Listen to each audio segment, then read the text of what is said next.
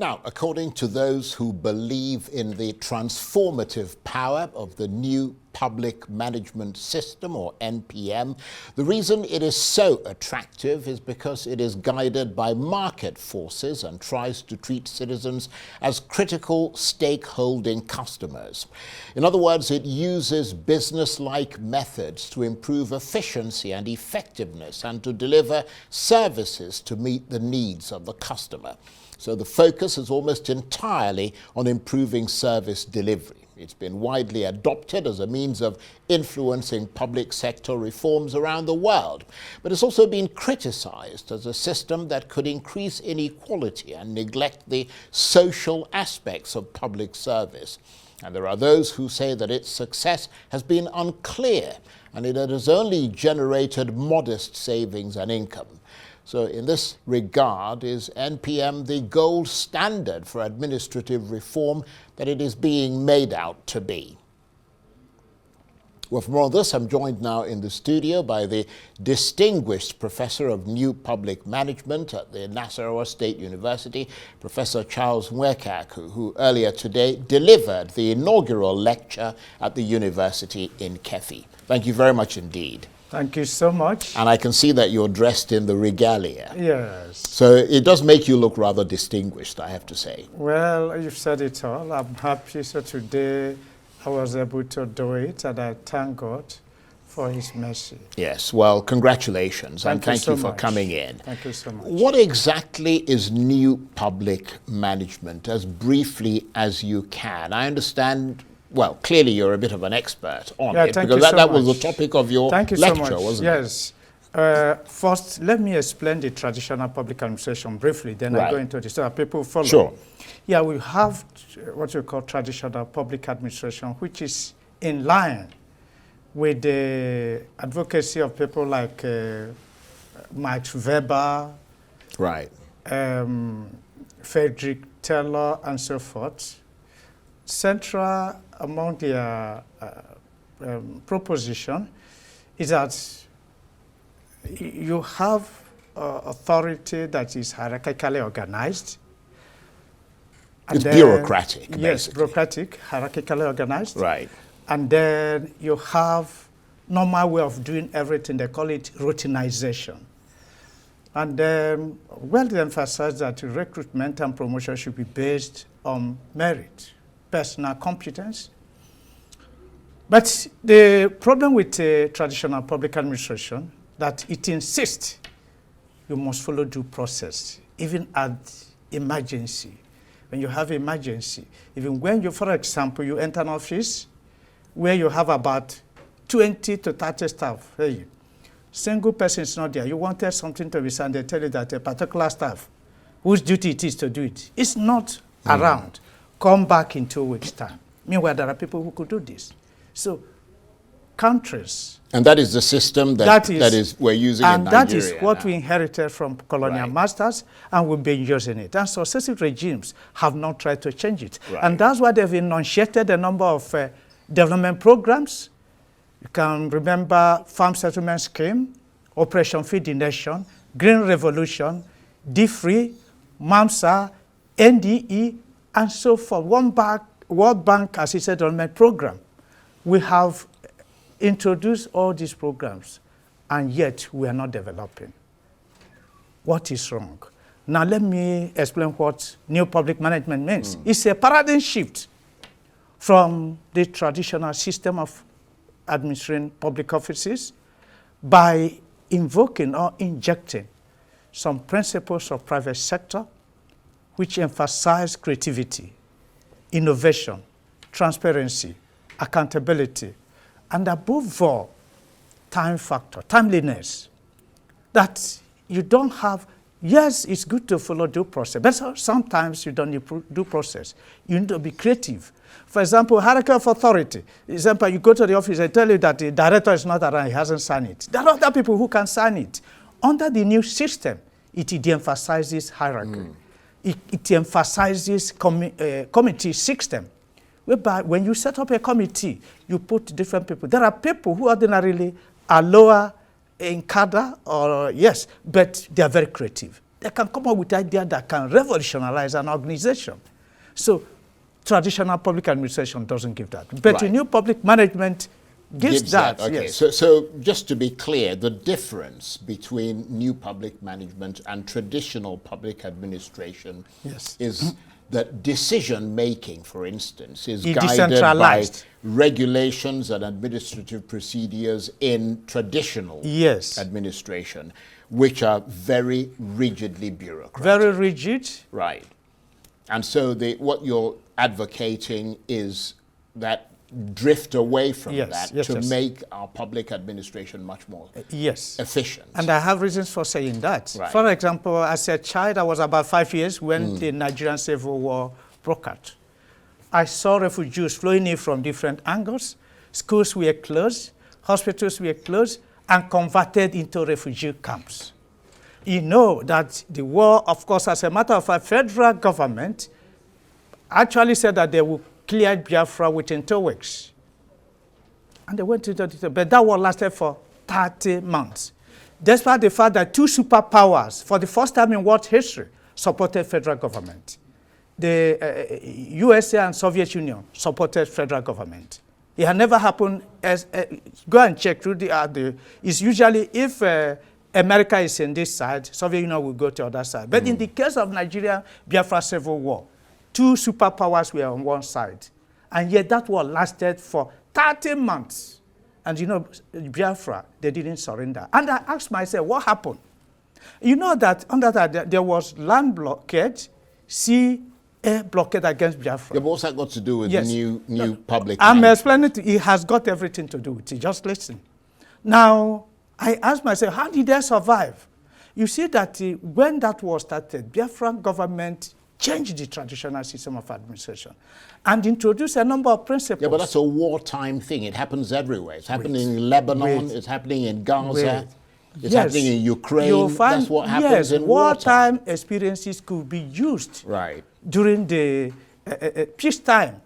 Most of the tools we are using today in administration were introduced by American Army. Right. But let me say this. I don't mean to interrupt you. Correct me if I'm wrong. Yes. But, I mean, NPM, new public management, is not entirely new in Nigeria, is it? I mean, I've seen reports suggesting that this country has been embracing variants of that philosophy of administration in an effort to improve administrative efficiency and the provision of public services. I mean, is what you're calling for different from this, perhaps more responsive and accountable? Because, I mean, the specific term, new public management, they started adopting it about 2 years after Buhari took over in 2017. It's in principle, it's not in practice. Let me take you back to Biafran War.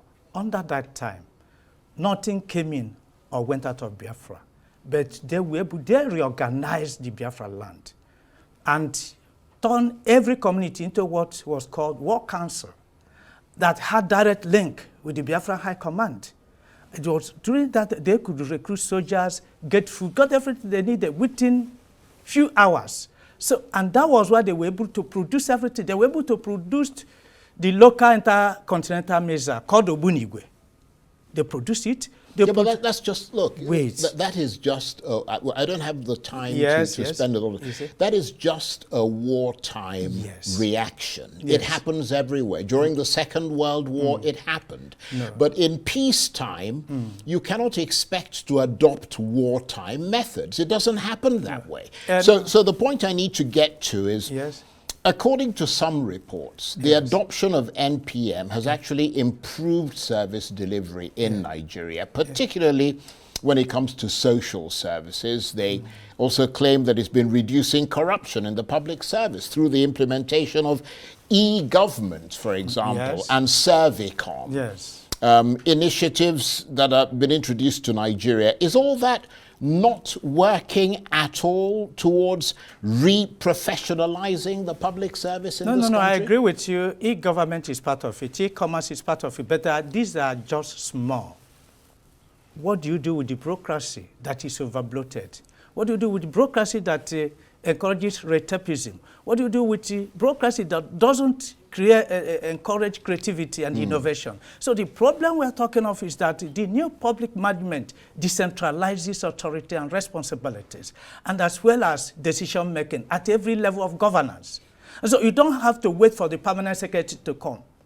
A committee can handle something and represent the organization. But would that make sense in a country like Nigeria? Yes. I mean, would that not be a recipe for chaos and disaster? No. Possibly? You find that you say yes, as you said that we've started implementing new public management. In Nigeria, state of origin comes first. Where you come from, your religion, and other primordial considerations. Under new public management, no person will want to know where you come from.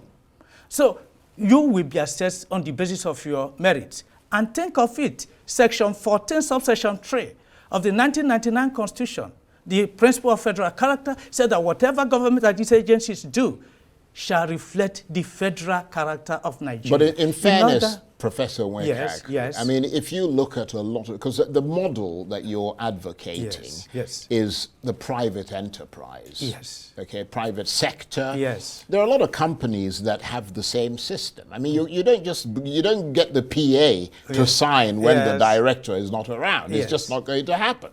No. We are not saying of PA, but if you have a competent committee, a committee could be delegated to carry a function, and they can work on behalf of an organization. And you see that time will be saved. You see that efficiency will be there because they have enough time to debate over issues, unlike the system where one person, that's why one person could steal billions in Nigeria, because he had the final say. Yeah, but you keep insisting on signing. I mean, just signing things is not the only thing, is it? What are the other ways that you can improve that efficiency? If you have committee system, you see that different committees will handle a number of things on behalf of the organization. This is not, we are talking of service, and efficient service. So you see that under new public management, personal competence, service delivery count, where a citizen is seen as a customer. If a customer is regarded as a king, you don't try to annoy your customer. You can do anything to retain your customer, otherwise she will leave you, he or he will leave you. But in the case of Nigeria, our citizens are not taken as important people. Yes, I would agree with that. They don't have point. active participation in the decision-making process and implementation. And in fact, that NPM system has been adopted in places like the UK, the US, South Korea, a lot of places like that, and it's improved services. But there's also been the argument that the public interest is at risk. You know, you always have to kind of customize things to your own local circumstances. Not to some other person's country that is completely different culturally and otherwise from yours. There's been the argument that the public interest is at risk and could undermine the trust in government, this NPM. And this is because governments must be accountable to the larger public interest, not only to individual immediate customers or to just consumers of government services. These are believers in elitist theory, the iron law of oligarchy, which tells you that things have to be hierarchically organized. And it tells you that it's only the people at the top that can take right decisions. It is not true. And these are the people who try to perpetuate themselves in office. These are the people, when they are ought to be in office, they make sure that their children take over. And when their children are not there, they put lackeys who will just be obedient servants and do their will. Such a government will never come up with policy programs and projects that will revolutionize the society. They will try to maintain the status quo. Well, in fairness, if you look at a country like the UK, for example, I mean, the UK, when it went through its industrial revolution, its colonial period, 16th and 17th century. It was run by essentially, you know, people who inherited their power rather than people who earned their power. In other words, you had the royalty who were essentially at the top of the pecking order of everything. Yes, if you had a committed and they were all the people who inherited their positions. If you have a committed leadership, the story will be different. Right. For example, look at United Arab Emirates. They don't claim to be running the kind of, they don't claim to be democratic, but they got there. You see that the resources of the country are being harnessed and used for the services of the country. True. So you see that government takes over a number of things. Safety nets are there. They take care of their citizens. So if you want, that's why America can go to war for loss of a single life. Can the same thing happen in Nigeria? Because where citizens are regarded, now government will be sensitive in whatever policies and programs it enunciates. So, but in Nigeria, reverse is the case. But if you get new public management, you see that every citizen will matter. You see that citizens will participate actively in policy making process, even before the implementation. People will be consulted. People's opinion will matter in Nigeria. But how would you start to implement it, to make it actually work in a place where for years, decades, people have done things the other way? Yes. Would it be integrated into the educational? I mean, your lecture today was delivered at a university. Yes. Would it be integrated into the educational system? How would you start to implement this? Yes. And how long would it take to start to see the benefits of it? We can start it now. You see, the world has become a global, not just a global village, but a global family because of the breakdown of the traditional national boundaries, and which have shortened the distances among countries. And so whatever happens here today, in the next 1 hour, it is in America, it's throughout the world because of advancement in science and technology. Yeah. So we can't continue the other way. Well, that's a You very asked me good... what should be done. Yeah. What should be done is that first is that you have to restructure the country. When you restructure the country, you allow, because there are many resources in different parts of the country that are not being harnessed. And so you have decadent laws that have prevented people from harnessing these resources. That is one. You see, in Nigeria, they will tell you every day, they tell you that they arrested a number of people that are involved in oil bunkering, that they are refining this thing, that this thing. If people can involve in that oil bunkering, why don't you set standard? If your refineries cannot work, why don't you set standard? And this one you said that they're operating crude refineries. Set standard and let them begin to protect. During the war I mentioned, civil war, Nigerian soldiers refined crude oil. At the back of many houses, there was no scarcity of petroleum products. How come that 54 years after the civil war, Nigeria cannot produce anything? Right. Okay. We import everything. Let me pick up one point you made there, which I think is a very important point, which is about the advent of technology. Yes. And how that potentially could revolutionize things. What about the argument that in the digital age that we're in at the moment, NPM has hit its prime, and the new importance of technology has essentially killed it off? So maybe in some developing countries like Nigeria, the concept of NPM may still potentially be growing, but this trend will start to disappear the more the public sector gets in tune with the digital era. So perhaps Nigeria should skip NPM, which is what you're suggesting, and move to the next post-NPM era, which is what we're seeing in the Western world now. It's called the post-NPM new way of governance, which ought to be heavily centered on information and technology. That is what is being advocated in the West now. They've superseded, in fact, the term for it is called DEG, Digital Era Governance. Yes, Digital Era Governance is part of new public management. Well, it's superseded. It's called post-new public management. You have to count one before you count two. You have to count one before you count two. New public management is not necessarily new, fundamentally. The principles have been there.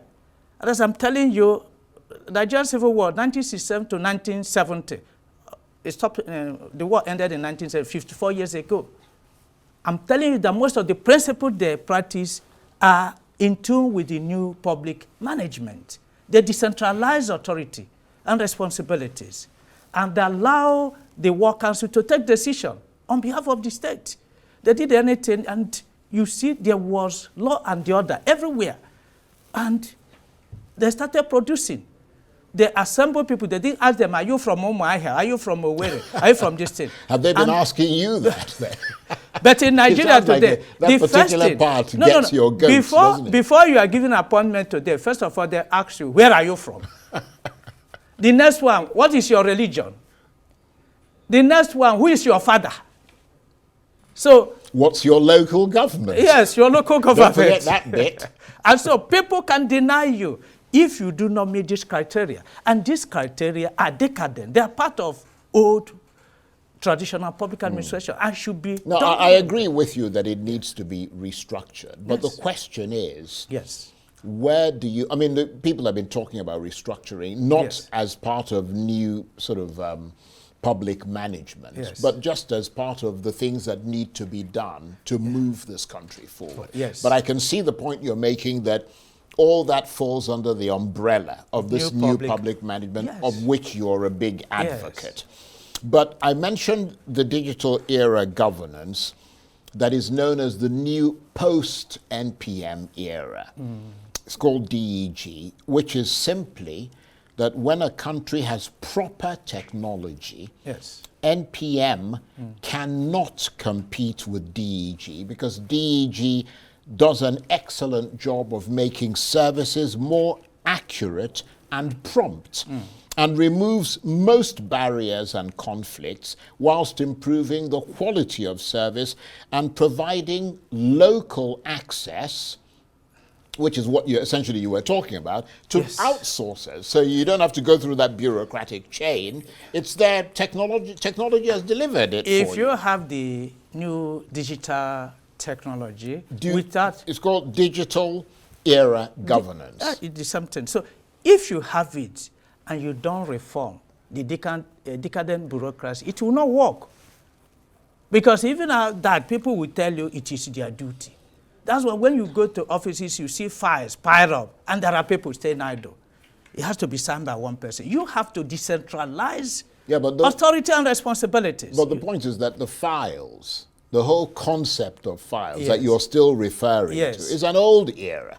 If it's part of new, public management, Yes. and you still got to deal with sort of files, Yes. then that is an old, defunct era. I It mean, the whole is- concept is out of mode. We are saying the same thing because one of the principles of this old public traditional system is filing system.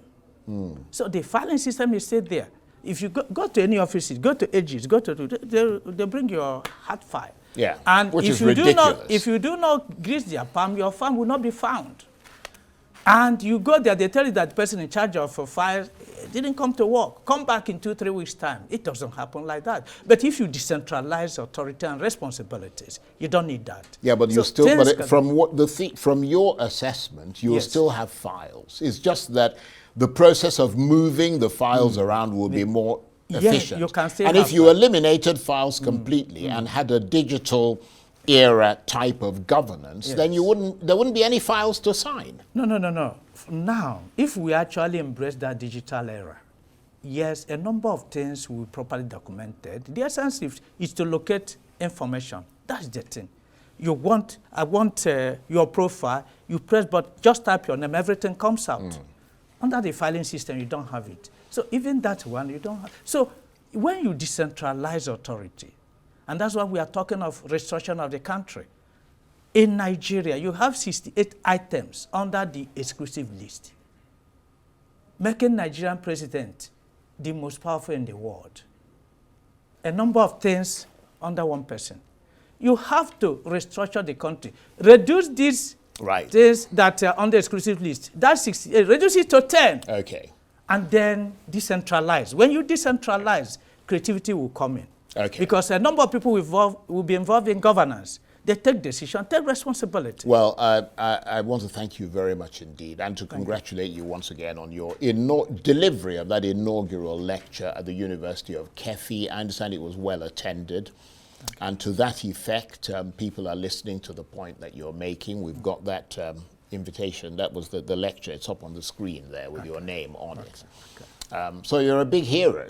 And you've got the regalia to support that. Thank you very much indeed. Professor Charles Nweakeaku is a distinguished professor of new public management at the Nasarawa State University, who earlier today delivered the inaugural lecture at that university in Kefi. Thank you very much indeed. Thank you so much.